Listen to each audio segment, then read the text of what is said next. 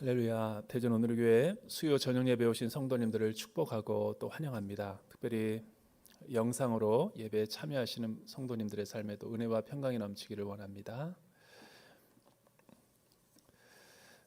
오늘은 저희가 목회 서신 세 번째 우리 서신이죠. 디도서.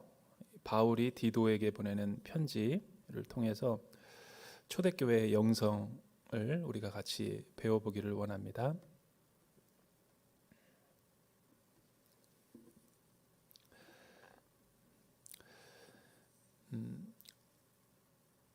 그 중국 교회 이야기를 여러분들이 알기를 원한다면 좋은 제가 추천할 만한 책이 한 권 있는데 베이징에 오신 예수님, 옛날에 이렇게 타임즈 기자로서 중국에서 오랫동안 특파원 생활을 하면서 이 중국에 대한 역사와 또 기독교의 역사를 잘 정리해서 굉장히 호평을 받았던 책입니다. 데이빗 아이크만이라는 사람이 쓴 책인데 많은 선교 전문학자들이 중국에 관한 한 굉장히 탁월한 저술이다. 왜냐하면 이 고대 세계에서부터 현대에 이르기까지, 지하교에 이르기까지 이렇게 전체적으로 조명을 해주는 책이기 때문에 굉장히 유익합니다. 저도 여러 번 읽어봤는데 중국에서 저는 살다가 왔기 때문에 오늘날 지하교회에 대해서 많은 한국 사람들은 어떤 분들은 이해를 갖고 있지만 어떤 분들은 정확한 이 균형 잡힌 이해를 갖지 못하고 있는 것이 사실이죠.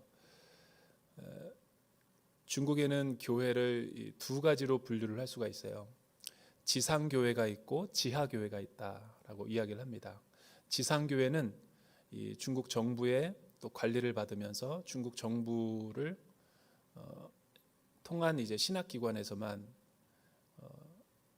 이제 또 그들이 교회 사역을 할 수 있도록 이 지상의 어떤 이 정해진 어떤 건물과 교회 안에서 국가에서 허락하는 교회 안에서만 이 목회 활동을 할 수 있는 사람들을 삼자 교회라고 그러죠. 세 가지 어떤 원칙에 의해서 국가에 어떤 애국한다라는 그런 서명을 사실은 사인업을 해야지만 그 기관에서 목회를 할 수 있는데, 지하 교회는 반대로 이 문화혁명 당시에 서양의 여러 가지 문물과 기독교적인 어떤 여러 가지 신앙 같은 것들을 다 배척하고 선교사들을 다 추방해 버렸죠. 새로운 1949년 10월 1일 날 신중국이 성립된 이후로는 공산주의가 사실은 지배하면서부터 오랫동안 이 복음의 씨앗을 뿌렸던 그런 열매들을 다 냅두고 다 떠나야만 됐어요. 철수.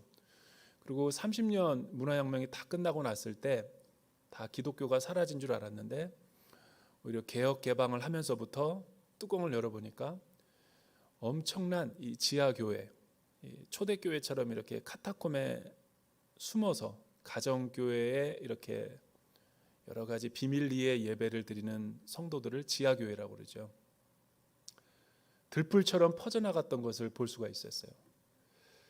그래서 오늘날에는 거의 이런 숫자가 1억 명에 육박한다고 그러죠. 굉장히 많은 숫자죠. 아무리 중국 정부에서 탄압한다 할지라도 그들은 순수한 복음의 신앙을 지켜내기 위해서 대단히 많은 순교의 피를 흘려야만 됐었어요. 그래서 지하교회 지도자들이 감옥에 갇혀서 최소 20년에서 최대는 막 30년 넘게 옥사하는 사람들이 많이 일어났어요. 실제로 그런 이야기들이 그 책에는 나와 있어요. 그래서 얼마나 사실은 중국 교회가 뜨거운지를 우리는 하나님의 역사를 보고 세계 교회가 많이 놀랬죠.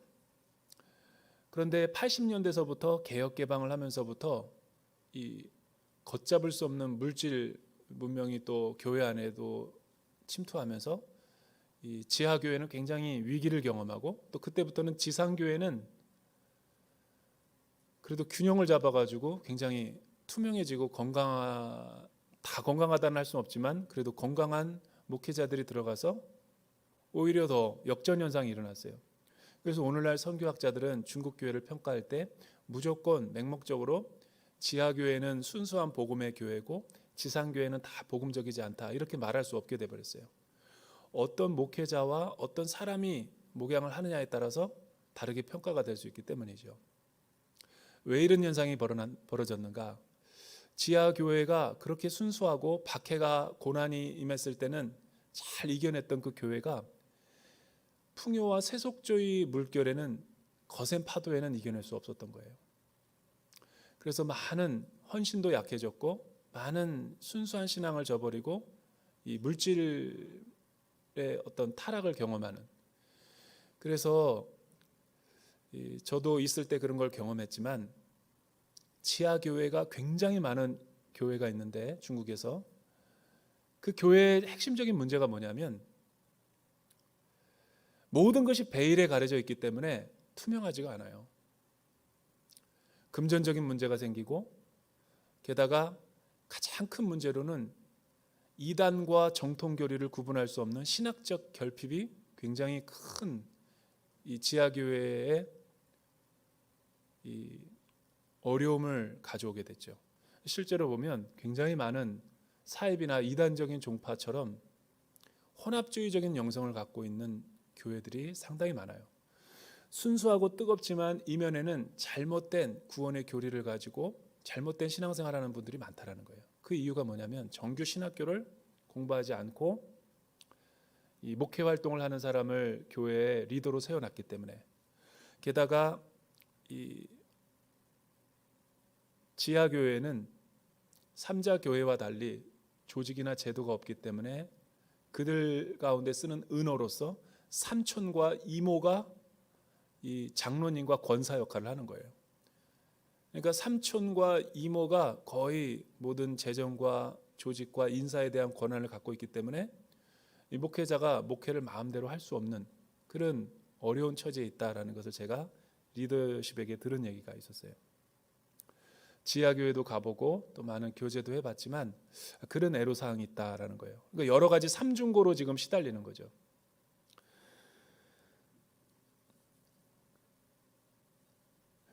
교회는 이 건물을 세우고 사람들이 모이고 또 악기를 들여다 놓고 돈 있는 사람이 교회에 나온다 그래서 11조를 드린다 그래서 교회가 만들어지는 게 아니에요. 건강한 교회는 성령님이 기름 부어 주셔야 되고 특별히 이 건강한 신학과 진리의 교훈을 잘 받고서야지만이 교회가 건강하게 자랄 수 있게 되는 거죠. 그런 의미에서 본다면 오늘 우리가 읽은 이 디도서 말씀 9절을 빼먹었는데 9절을 제가 한번 읽어드릴게요. 배운 대로 신실한 말씀을 굳게 지키는 사람들이어야 한다. 이는 그가 바른 교훈으로 권면하고 반대하는 사람들을 꼼짝 못하게 할 수 있도록 하려는 것이다. 오늘 1절서부터 9절에 있는 말씀을 가지고 제가 하나님 말씀을 같이 나눠보기를 원합니다. 먼저 이 약간 개론적인 의미에서 이 디도서는 왜 기록이 되었고 또 누가 썼고 누구에게 수신인이 누구인가. 선교 여행을 하면서 바울이 세운 교회도 있었지만 바울의 13개의 서신에 보면은 바울이 세우지 않은 교회도 있었어요. 이를테면 로마 교회가 그랬죠. 그런데 이 크레타 섬에 세운 디도에게 보내는 이 수신자들을 보면 어떤 이 크레타 섬의 지중해에 있는 그 섬에 모여 있는 성도들과 무리들을 일컫는 것 같아요. 근데 이 교회는 바울이 선교 여행을 하지도 않았고 이 바울이 직접 가서 세운 교회도 아니었어요. 그런데 어떻게 이런 교회가 세워질 수 있었을까? 사도행전 2장 11절에 보면 오순절날 예루살렘에 모인 수많은 디아스포라 유대인들이 유월절과 또 오순절을 지키기 위해서 각양각처에서 오게 됐죠. 아라비아 사람도 있었고 애굽에서 온 사람도 있었고 아라비아에서도 온 사람도 있었고 다메섹에도 온 사람도 있었고 전 세계 북아프리카에서 온 수많은 흩어진 디아스포라 유대인들이 오순절 절기를 지키기 위해서 예루살렘에 모였던 거죠.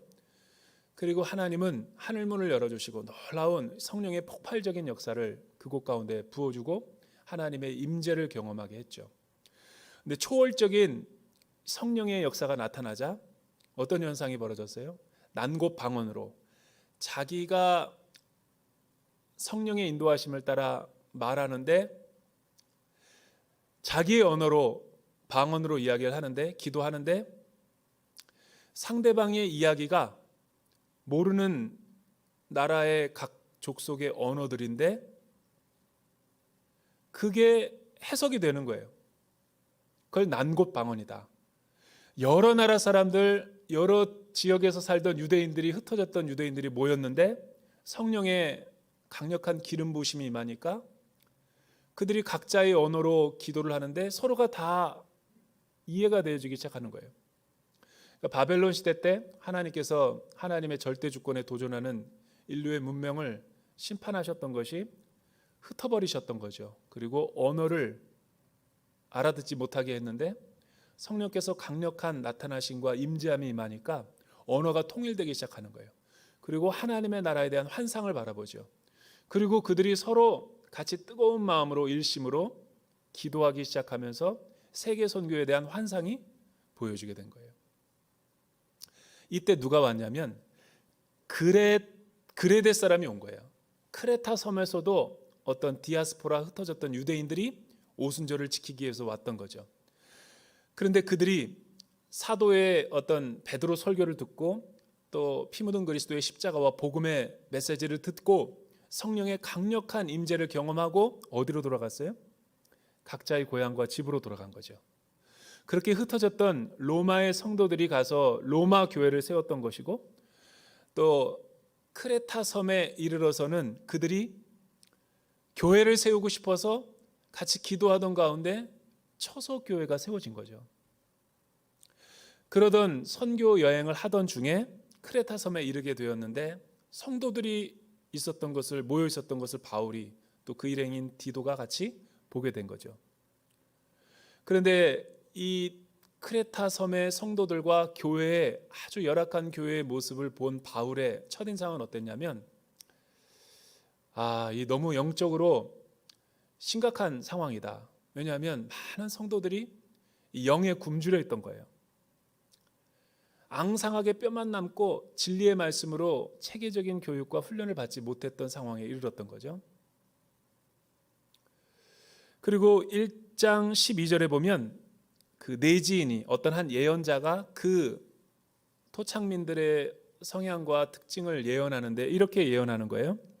예언자가 말하기를 크레타 사람들은 항상 거짓말쟁이요 악한 짐승들이며 먹기를 탐하는 게으름뱅이들이다 라고 했으니, 이게 바울이나 디도가 말한 게 아니라 그 현지인들이 현지인들을 향해서 어떤 예언하는 자가 그렇게 말했다라는 거예요. 그러니까 이거는 뭐냐면 그 지역의 매우 특수한 상황이고 그 지역의 상황이 어떠한가를 알 수 있는 단초를 제공하는 거예요. 그들은 어떤 세계관이 있었어요? 거짓의 영이 많았던 거예요. 유난히 거짓말을 많이 하는 지역이 있어요. 거짓말인지도 모르고 하죠. 그리고 악한 짐승들과 같다. 이건 뭐예요? 부도덕하고 굉장히 윤리적이지 못하고 비도덕적인 일탈행위를 많이 하는 사람들.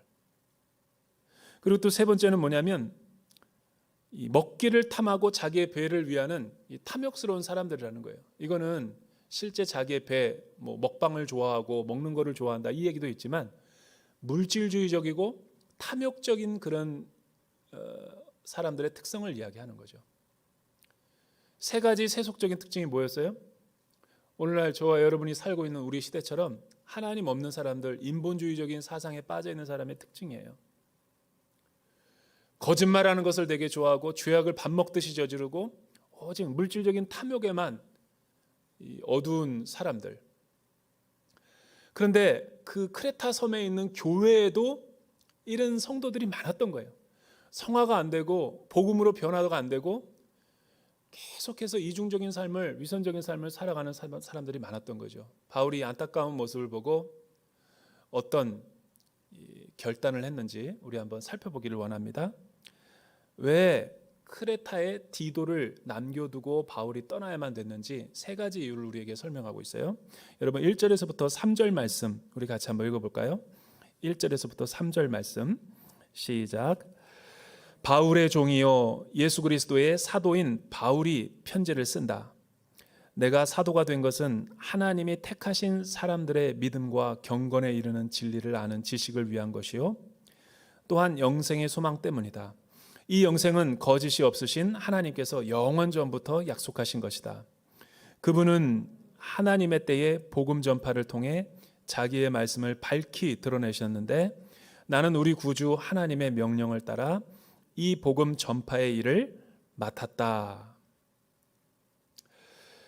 어떤 사도 바울이 이 크레타 섬 교회인들과 함께 교제를 나눌 때 제일 먼저 자신의 이력을 소개하는 거죠. 두 가지로 우리가 압축을 할 수가 있는데요. 첫째는 하나님의 종이요. 두 번째는 예수 그리스도의 사도가 된 나 바울은. 근데 이 하나님의 종 그랬을 때 이 둘로스라는 단어는 서번트가 아니에요. 슬레이브지. 보통 이 하나님의 종이라는 것은 바울의 서신에 나타나는 특징이 아니고 구약의 선지자들이나 혹은 구약의 시대에 많이 쓰였던 히브리적인 표현인데 바울이 왜 이방 사람들이고 그리스의 작은 섬이었던 이 크레타 섬 그리고 이방 사람들에게 헬라 사람들에게 이 용어를 사용하고 있는 것일까? 그것은 이 종이라는 단어 안에는 많은 신학적인 함축적인 의미가 내포되어 있기 때문에 그래요. 여러분 보통 구약의 선지자들이 하나님의 신탁의 말씀을 받고 이스라엘 백성들에게 선포할 때 대언할 때 함부로 자신들의 말을 신적인 언어로 이스라엘 사람들에게 선포하지 않죠. 하나님의 말씀을 대언하는 선지자들에게는 어떤 자의식이 있어요? 그것은 모든 선지자들이 다 동일하지만 하나님이 나를 이곳에 부르셨다라는 그런 소명의식이 분명했어요. 심지어 남유다가 바벨론에 의해서 포로가 되고 멸망을 당하고 그들은 포로로 바벨론에 끌려가게 될 것이다 라는 역사의 어두운 현실 앞에서도 이스라엘의 멸망에 대해서 예고할 때도 그들은 하나님의 마음을 가감없이 선포해야 되는 선지자였던 거죠. 그거를 종이라고 말하는 거예요. 종은 내 마음대로 하나님의 말을 빼고 더하고 그런 사람들이 아니었어요. 하나님이 자신을 이 특별한 시대의 특수한 환경에서 하나님의 백성들에게 말씀을 전하기 위한 사신으로 나를 이곳에 보내셨다라는 그런 신뢰와 믿음이 있었던 사람이 나비 선지자들이었죠. 미래의 일들을 예언한다라는 이 미리 봄의 예자가 아니라 하나님의 거룩한 말씀을 나에게 하나님이 맡길 예자, 나에게 맡기셨다라는 이런 신탁의 의미가 강한 거예요. 우리 한국 사람들처럼 무슨 점집에 가서 미래를 예언하는 그런 거를 말하는 게 아니죠. 그러니 여러분 바울이 지금 자신을 하나님의 종이라고 이야기했을 때는 자신을 하나님이 이곳까지 인도하게 하시고 가장 열악하고 가장 힘든 상황에서 신앙생활하고 있는 크레타섬 여러분들에게까지 인도하셔서 하나님이 주의 말씀을 여러분들에게 전하게 하셨다. 또 여러분들이 이곳에 가장 열악한 환경에서 교회를 생활하고 또 신앙생활을 하고 비록 모든 것이 제대로 갖춰져 있지 않고 성도도 많지 않은 숫자지만 여러분들은 하나님의 경륜과 섭리에서 봤을 때 하나님이 여러분들을 이곳까지 인도하셨다라는 전제를 하고 이 말을 선포하고 있는 거죠.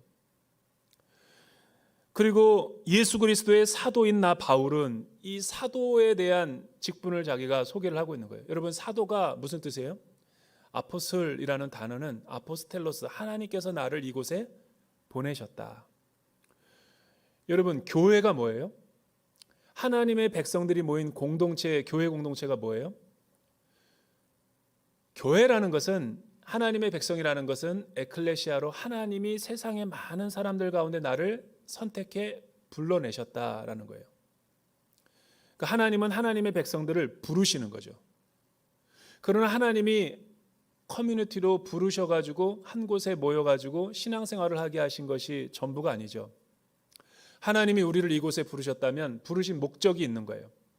여기서 훈련받고 양육받고 하나님의 백성의 정체성을 분명히 하고 또 다시 파송하는 거죠. 어디로? 직장과 일터로, 또 내가 사는 그 가정과 사역 현장으로. 하나님은 우리를 부르시고 부르시는 것에만 만족하는 것이 아니라 우리를 진리로 훈련하셔서 다시 세상으로 보내시는 분이다. 그 보낸다라는 뜻이 바로 아포스텔로스, 아포슬, 사도라는 뜻이에요.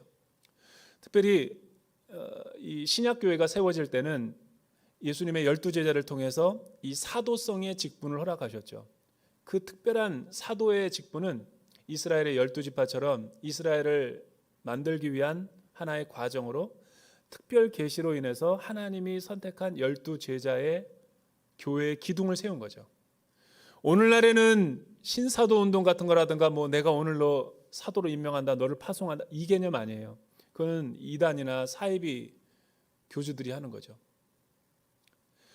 단회적이고 일회적인 사건으로 끝난 거죠. 그러나 그럼에도 불구하고 오늘날 저와 여러분들에게 있는 의식이 뭐여야 되냐면 그 신학적인 의미와 같이 사도성은 우리에게 오늘날 현대교회도 있는 거죠. 매주마다 우리가 수요일 저녁에 모여가지고 3일 밤 예배를 드려요. 또 은혜와 또 기도하고 뜨겁게 하나님을 찬양하고 예배해요. 그리고 우리는 다시 세상으로 나가서 주말이 되기까지 또 세상에 열심히 받은 은혜를 가지고 살아야 되고 세상을 섬겨야 돼요. 그것이 바로 예배 후에 축도가 끝난 다음에 우리 각자의 삶의 현장으로 가는 사도의 직분을 받은 자의 본분인 거죠.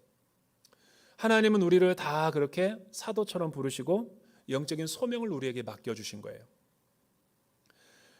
그러니 여러분, 바울이 지금 디도와 이 크레타 섬 사람들에게 어떤 섬 농어촌 목회 현장에 가가지고 하나님의 종이요 예수 그리스도의 사도된 나 바울은 이라고 얘기하는 것은 뭐를 의미하는 거겠어요? 여러분들을 하나님이 주목하고 계시고 여러분들을 하나님이 주권적으로 선택하셨다라는 거죠.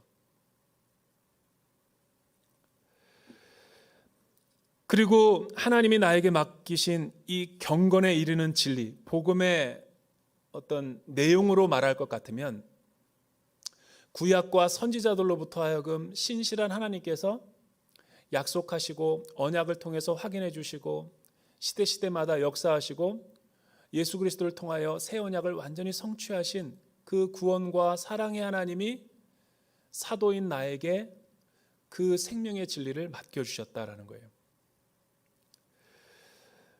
그리고 하나님의 때에 여러분들에게 와서 복음이 전례가 되게 됐다라고 이야기하는 거죠.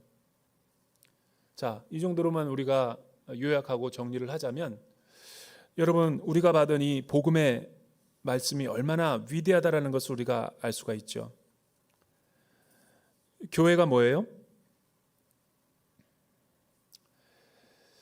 여러분, 하나님의 섭리와 경륜으로 보면 내가 예수를 믿었다라는 것이 기적 중에 기적이에요. 나 같은 존재와 자격 없는 사람이 이 대전 온누리교회 와가지고 우리 신앙 공동체를 이루고 형제 자매 안에서 믿음 안에서 하나로 신앙생활하고 있다는 것은 우연이 아니죠. 김 목사가 서울에 있다가 한 번도 서울역 이남으로는 제가 내려와 본 적이 없는데 4년 전에 하나님께서 나를 택하셔서 섭리 가운데 왜 하필 그 시간과 그 특별한 시대 때 나를 이곳에 심으셨을까? 구원의 경륜으로 보면 여러분들을 만나서 믿음 안에서 교제하고 사랑을 나누고 우리가 서로 영적으로 성장하기 위해서죠. 예전에 중국에 있을 때 주재원들이 꽤 많았어요. 그래서 이 주재원들은 굉장히 이 귀족이죠, 귀족. 물질적으로 풍요로운 삶을 살아요. 근데 어떤 한 주재원 한 분이 주일날 예배가 끝나고 나서 저에게 온 거예요. 그러니까 선교지에 세워진 교회들은 자생적으로 온누리 교인이 없는 거죠. 다 타 교회라든가 또 유학 와가지고 주님 만나고 영접한 사람들이 모여서 교회를 이루는 건데 또 한국에 있을 때는 자기 모교회가 있어요. 그래서 오신 성도님이 이렇게 얘기하는 거죠. 목사님, 내가 이 주정원금과 주일원금과 이 11조를 한국에 본 교회가 있는데 어떻게 해야 될지 모르겠다고. 내가 여기서 앞으로 4, 5년 동안 더 있어야 되는데 이 헌금을 여기서 내가 본 교회로 계좌 이체시켜야 되는 건지 아니면 이 온누리 교회인 이 중국의 교회에다가 내가 헌금을 해야 되는 건지 이런 상담을 한 적이 있었어요. 그래서 제가 하나님이 주신 마음은 그거였어요. 제가 늘 유학생들에게도 강조한 내용이 뭐였냐면 주재원의 삶은 축복이다. 유학생의 삶은 축복이다. 왜 여러분들이 그 많은 사람들, 바다의 수요보다도 하늘의 별과 같이 많은 인생들 가운데서 저와 여러분들을 하필 이 시간과 이 특별한 공간에서 서로 만나게 하셨을까? 그걸 우연이라고 보면 안 되고 필연적인 하나님의 섭니다. 내 인생의 스펙트럼 가운데 이 시간을 빼내어서 내가 유학생활하면 안 되고 또 유학생활하지 않으면 내 신앙이 자랄 수 없고 또 한국을 떠나서 주재원으로 오지 않으면 하나님의 섭리와 뜻을 알 수 없기 때문에 하나님이 나를 한국에서 빼내어 이곳에 살게 하신 것이다. 이런 의식을 내가 가지라고 그랬어요. 그러니 저와 여러분들이 몸담고 있는 교회는 여러분의 본교회라고 생각하면 된다. 유학생활하는 동안 주재원으로 몇 년 동안 있을지 모르지만 이곳에 있는 동안 나그네적인 삶을 살지만 이곳에 있을 때는 여기서 헌신하라. 그리고 또 한국에 들어갈 일 있으면 한국의 모교에 가서 충성을 다하라. 그것이 하나님의 나라의 관점에서 봤을 때 최고의 하나님을 잘 섬기는 모습이 아닌가. 저는 그때는 그렇게 생각했어요. 지금도 그 생각이 변함이 없어요. 여러분의 인생도 마찬가지죠. 왜 대전 온누리교회를 우리가 주 안에서 만나게 하셨을까? 이 기간과 이 시대가 저와 여러분이 만나서 신앙생활을 할 수 있는 하나님의 구원의 경륜을 이룰 가장 좋은 타이밍이기 때문에. 그렇게 보면 여러분, 우리가 신앙생활하는 것은 의미가 있고 또 우리가 하나님 안에서 하는 모든 일들이 무의미한 것이 아니라 일상 속에서 의미 있는 삶을 살 수가 있는 거예요. 이런 하나님의 임재의식이 있어야지 교회가 작다고 자기가 맡은 사역이 작다고 사람들이 많을 때는 화려한 아첨의 말로 그냥 가머니설로 막 자신감 있게 하면서도 자기가 맡고 있는 사역과 자기가 맡고 있는 일이 작으면 굉장히 열등감을 가지고 비교의식 가지는 사람들이 있어요. 이거는 하나님의 뜻이 아니죠. 우연하게 바울이 디도가 선교여행을 하다가 크레타 섬에 오게 됐어요. 그리고 설교를 부탁해서 설교를 하게 됐죠. 설교를 하니 영적으로 진단을 해보니까 너무 오랫동안 영적인 거식증에 있었던 거예요.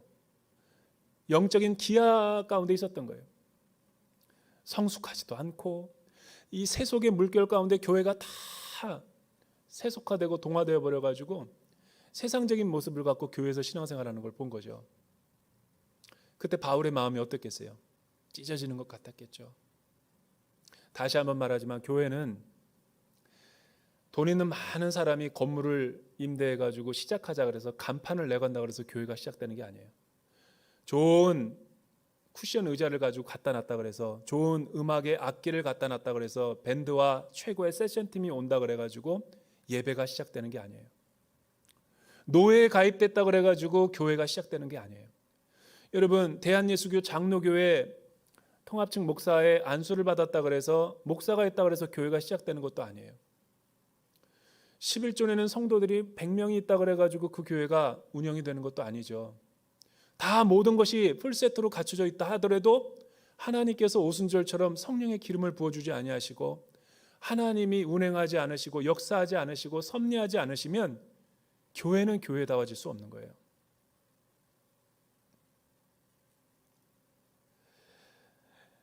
우리 사람들이 놓치는 부분이 바로 이런 부분들이죠.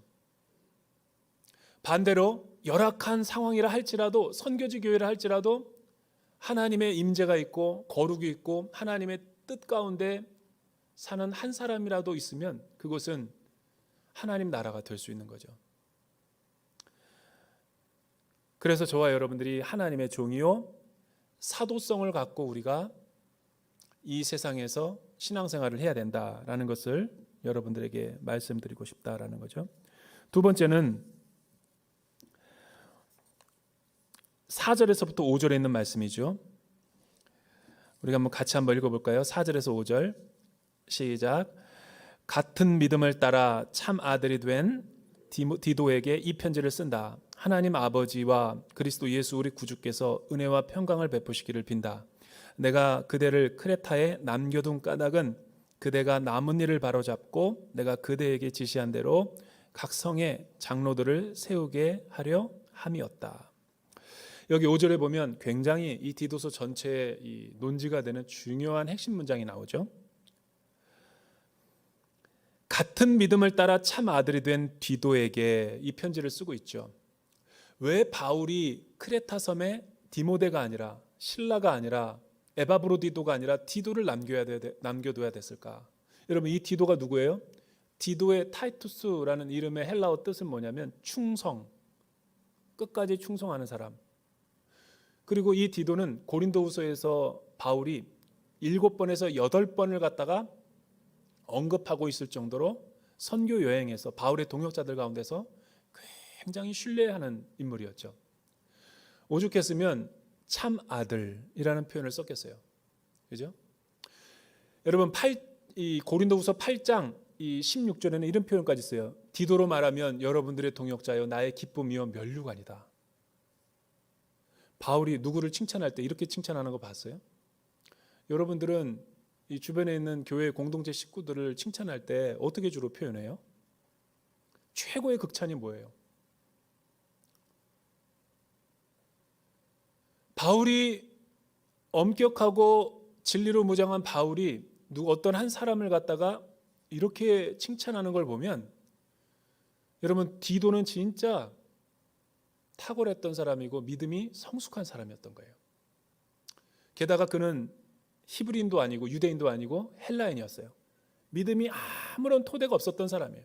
근데 바울이 복음을 전하고 그 복음을 영접해서 이 주님의 제자가 되고 바울과 함께 하나님의 나라를 위해서 동역하는데 한 번도 바울을 실망시키지 않았던 사람이에요. 한번 생각해 봅니다. 우리 대전 온누리교회 이 디도와 같은 사람이 있으면 얼마나 우리 교회가 놀랍게 성장하고 발전하고 부흥할까라고 생각하지만 저는 그렇게 생각 안 해요. 여러분이 디도가 돼야죠. 대부분 기도하는데 기도 응답이 안 되는 이유는 하나예요. 맨날 뭘 주시옵소서, 좋은 사람을 붙여주시옵소서, 또 뭐 좋은 배우자를 허락하여 주시옵소서. 내가 이 수첩의 기도 제목 30가지가 있는데 이 30가지가 수년 내에 이루어지게 하여 주시옵소서. 아무리 여리고 기도회, 다니엘 기도회, 사생결단 기도회를 해도 그 기도는 응답되지 않을 가능성이 많아요. 왜냐하면 성령님이 그렇게 말하는 거예요. 너가 먼저 그런 기도 제목의 사람이 되라. 그렇게 까다로운 조건을 기도하면서 본인은 정작 그 높은 기준의 사람과 같이 살 수 있는 조건이 구비되지 않는다면 하나님이 그 뜻을 허락하겠어요? 대부분의 많은 목회자들이 착각하는 게 하나가 뭐냐면 좋은 신실한 사람, 일꾼들을 보내주셔서 그런데 그 기도는 안 들어줄 가능성이 높아요. 일꾼은 본인이 양육해서 만들어내야지.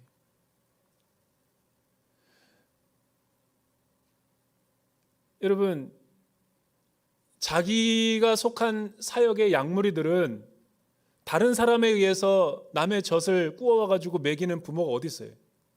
젖이 안 나오더라도 억지로 짜서 정성스럽게 자기가 낳은 자녀니 믿음 안에서 신실하게 키워야죠. 아무리 말썽 피우고 아무리 문제만 일으키고 성장하지 않는다 하더라도 하나님의 섭리와 경륜에 따라서 이곳에 온 성도를 하나님이 문전박대하겠어요? 하나님의 나라는 그런 게 아니에요.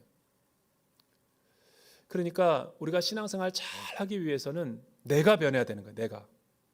우리 순모임과 공동체의 다락방의 문제는 뭐냐면 그 타인이 아니라 바로 내가 문제인 거예요. 그 훈련을 하기 위해서 하나님께서 우리를 공동체로 묶어두신 거죠. 그런데 왜 바울이 크레타 섬의 영적 불모지의 디도를 이렇게 좋은 믿음의 일꾼을 남겨뒀다고 그랬어요? 우리 같으면 이런 좋은 믿음의 사람들을 효율적인데 어떤 도시 한복판에다가 두지. 세 가지 이유가 있다고 그랬어요. 첫째는 뭐냐면 그대가 남은 일을 바로잡고, 남은 일이라는 건 뭐냐면 지금 크레타 섬 안에는 많은 영적인 문제가 있어요. 얼마나 많은 교회에 문제가 일어나는지 몰라요. 저도 목회를 한 지가 이제 점점 시간이 많아져 가고 있어요. 뭐 초년생 때 교육전도사 때부터, 전임 전도사 때부터 부교육자와 여러 가지 생활하면서 목회는 이게 하면 할수록 정말 힘든 거예요. 왜 그때 알았어요. 왜 믿음의 선배 목사들이 자기 자녀들에게 이 목회를 대물림하지 않으려는지. 다른 거는 너 마음대로 해도 내 아들이 목회자만은 되지 않기를 기도하는 한국의 목사님들이 많죠. 이 목회는 정말 가시밭길이고 깊이 들어가면 들어갈수록 정말 의미는 있지만 힘든 일이에요.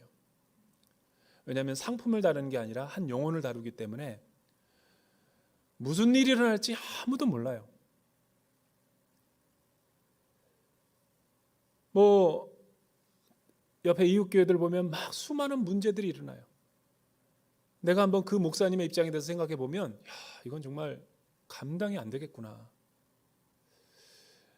그런데 그런 목회의 길을 가는 사람들을 생각하면 얼마나 마음이 어렵겠어요. 그러니까 이런 수많은 문제들을 누가 바로잡아야 되냐면 디도가 남아가지고 바로잡게 하기 위해서 하나님이 디도를 바울을 통해서 남겨뒀다는 거예요. 두 번째는 내가 너에게 지시한 대로, 명령한 대로라는 거예요. 명령한 것을 가르치라는 거죠. 디도를 남겨준 이유가 뭐예요? 여러분, 바울이 자기 자신의 정체성과 신분을 이렇게 표현했어요. 나는 하나님의 종이다. 그리고 나는 예수 그리스도의 사도다. 그러니까 바울은 누구를 닮은 사람이에요? 하나님의 성품과 예수 그리스도의 마음을, 심장을 가진 사람이에요. 그리고 자기가 믿음 안에서 낳은 참아들 디도는 누구를 본받아야 돼요? 바울을. 바울이 따랐던 예수 그리스도를 추종해야 되죠. 그러니까 디도도 바울의 삶을 본받아가지고 이 크레타 섬에 남겨졌으니 배운 대로 영적인 재생산을 그 크레타 성도들에게 양육과 훈련을 시켜서 그렇게 제자의 삶을 살아내도록 양육해야 되는 거죠. 명령이라는 것은 내가 너에게 말씀을 가르친 그 기준대로 가르치라는 거예요. 이 다른 것과 세상적인 것을 섞어가지고 가르치지 말고 내가 너에게 본을 보여준 대로 너도 그 양무리들에게 그렇게 하라라는 목회 지침을 내려주는 거죠. 그리고 세 번째는 뭐냐면 교회를 건강하게 만들기 위해서는 혼자 목회를 감당 못해요. 여러분, 아무리 목회가 탁월한 능력이 있는 사람이라 할지라도 한 사람의 유아독전 은사와 달란트를 받은 사람에 의해서 그리스도의 교회가 이루어지는가? 그렇지 않아요. 교회는 공동체예요. 그래서 같이 함께 하나님의 나라를 세워가는 거죠. 이를 위해 하나님이 우리에게 수많은 다양한 은사들을 주신 거죠. 그래서 하나님은 팀워크를 하게 만드는 거예요. 교회는 어떻게 해야지만 건강해지냐면 이 열악하고 병들어 있는 교회를 보면 어떤 한 사람이 주도적으로 할 때 문제가 생기는 거예요. 그래서 각 성에 장로들을 세우게 하기 위함이다. 여기서 장로는 6절에서부터 9절 보니까 6절은 장로에 대해서 뽑는 기준을 말하고 있고 또 7절에서부터 8절은 감독을 세우는 기준. 이 당시 처음으로 사용했던 장로와 감독의 개념과 오늘날이랑은 조금 차이가 있어요. 이 통칭해서 이 사람들은 교회의 영적 리더라고 보면 돼요. 오늘날 안수 집사와 권사 혹은 우리 임직된 장로님들, 혹은 넓게 보면 이 모든 스태프들과 영적 리더인 교육자들까지 포함할 수 있겠죠. 근데 바울이 디도에게 사람들을 세워서 하나님의 교회를 섬기라라고 했는데, 문제를 바로잡으라 그랬는데 기준을 제시하죠. 그 사람들은 어떤 사람들이에요? 여러분 6절 한번 읽어볼까요? 6절, 7절 한번 읽어보죠. 6절, 7절, 8절 시작. 장로는 흠없고 한 아내의 남편이며 방탕하다는 비난을 받거나 불순종하는 일이 없는 믿음의 자녀를 둔 사람이라야 한다. 감독은요? 감독은 하나님의 청지기로서 흠없고 제 고집대로 하지 않으며 쉽게 화를 내지 않으며 술을 즐기지 않으며 난폭하지 않으며 부당한 이득을 탐하지 않으며 오히려 나그네를 잘 대접하며 선한 것을 좋아하며 분별력이 있으며 의로우며 경건하며 자제하며. 그리고 9절까지 있네요. 배운 대로 신실한 믿음을 굳게 지키는 사람이어야 한다.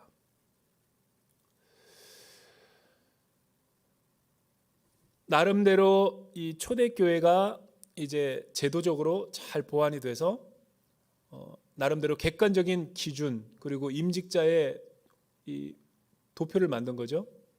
우리가 이 임직 훈련을 받을 때 똑같은 그런 모습처럼 한마디로 말하면 이 건강한 영성 그리고 믿음이 투철한 사람을 믿음과 행함이 일치되고 언행심사가 일치된 사람 그리고 하나님을 향한 뜨거운 마음이 있어야 되는 사람을 세우라는 거죠. 이중적인 사람 말고 세속적인 사람 말고. 그리고 감독은 조금 더 장로보다 한 위에 속하는 사람이었던 것 같아요. 그러니까 조건이 더 까다롭죠. 흠없고 고집대로 하지 않으며 또 이 쉽게 화도 내지 않고 나그네를 잘 대접하고 세상적인 이득에 탐하지 않고 뭐 분별력도 있고 또 절제가 있어야 되고 배운 대로 신실한 말씀대로 잘 순종하는 사람이어야 한다. 그러니까 이런 영적 리더들을 세워가지고 운영위원회를 만들어서 교회를 건강하게 리드해 나가야 되는 거죠.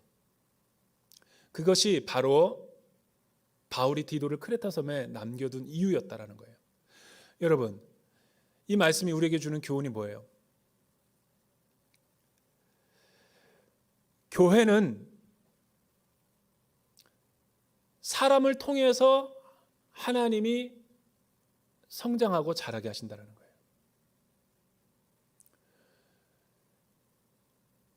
이 말씀을 우리의 삶에 적용하고 우리의 교회에 적용하면 여러분, 우리의 크레타 섬이 어딜까요? 저와 여러분의 신앙생활의 크레타는 어딜까요? 어떤 사람에게는 가정이 그 영적인 불무지가 될 수 있고 광야가 될 수 있죠. 어떤 사람은 지금 자기가 맡고 있는 사역 현장이 될 수도 있고, 또 어떤 사람들에게는 차세대에게는 차세대 부서가 신앙 전수가 지금 어렵고 위기죠. 다음 세대 복음의 본질이 지금 차단될 위험에 있으니까. 그리고 지금 세상에 많은 위기에 노출이 돼 있잖아요.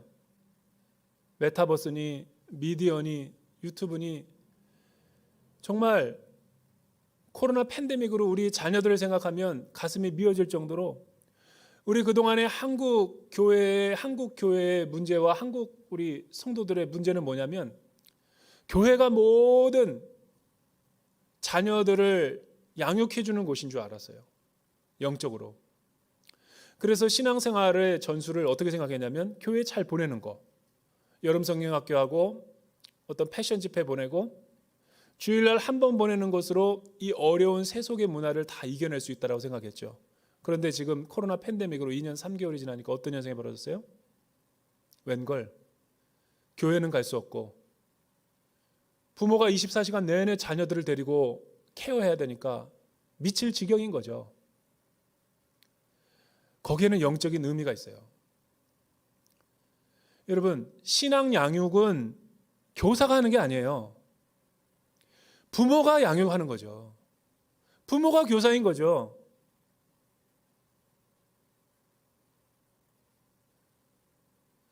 우리 한국 사람들은 다 맞벌이 하느라고 돈 버느라고 학교에다가 자녀를 맡기고 교회에다가 자녀를 맡기고 본인은 아무것도 자녀들을 위해서 헌신하지 않아. 이러니 팬데믹 기간 동안에 영적인 부도가 나버린 거죠. 그건 하나님이 기뻐하는 모습이 아니에요. 그러니까 우리 교사들이 더 정신 차리고 이 믿음의 교회를 잘 대를 이어가기 위해서 두 눈 부릅뜨고 우리가 얼마나 뜨겁게 기도해야 되는지 아시겠죠? 엄청난 위기인 거예요, 지금.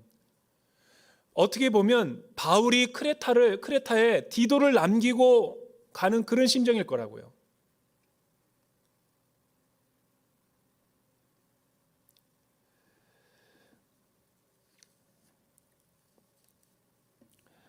바울은 영적인 위기를 지금 크레타 섬의 디도를 남겨준 것으로 자신의 모든 사역에 헌신을 주 앞에 한 거예요.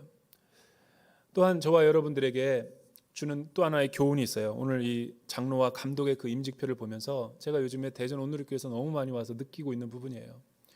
안수 집사님들과 권사님들과 장로님들이 임직을 받을 때는, 목회자를 포함해서 이 직분을 받을 때는 직분이 무슨 라이선스 정도로 생각하고 어떤 학교 학점 인정받는 것과 같이 구원의 커트라인으로 생각하고 막 그거를 상대방이 따니까 나도 따야 된다는 식으로 막 열심을 가지고 땄단 말이에요.